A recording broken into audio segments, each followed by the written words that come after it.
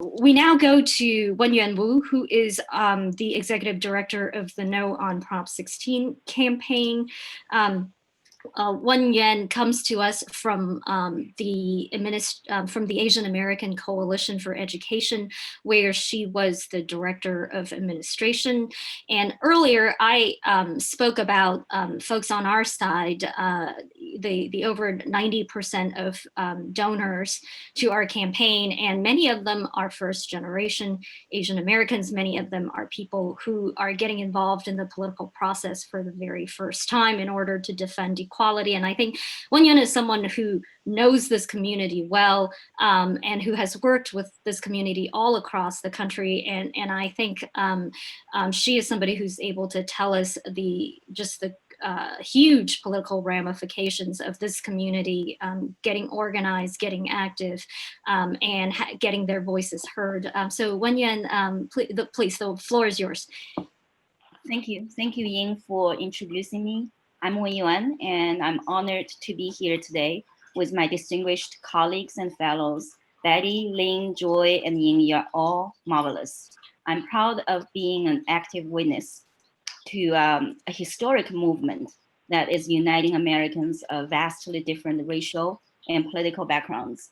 While our movement is anchored around the principles of equality and merit, I'm proud of the fact that my fellow Americans of Asian descent are spearheading the civil rights movement of our times to safeguard these very virtuous values.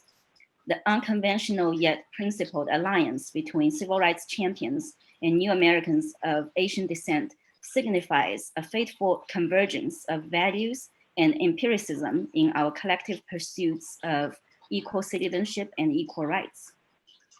In 1990, an Asian American student submitted a civil rights complaint against Harvard University with the US Department of Education.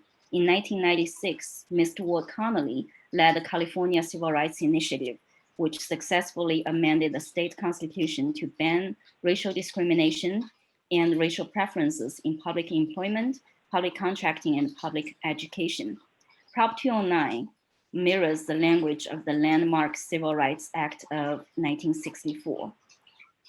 And let's fast forward to 2015 and 2016. My home group, Asian American Coalition for Education, united the Asian American community to launch civil rights complaints with the US Education and Justice Departments against Harvard, Princeton, Yale, Brown, and Dartmouth for their systematic discrimination against Asian applicants.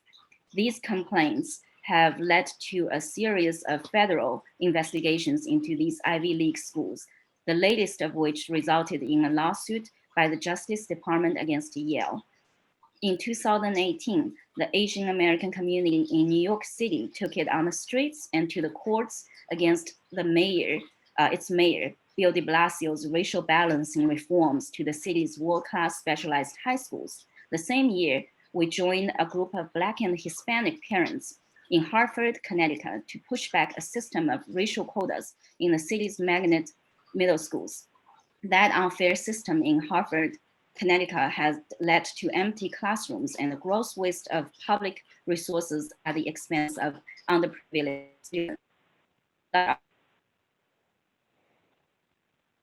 And the state's ban on racial preferences through a grassroots campaign.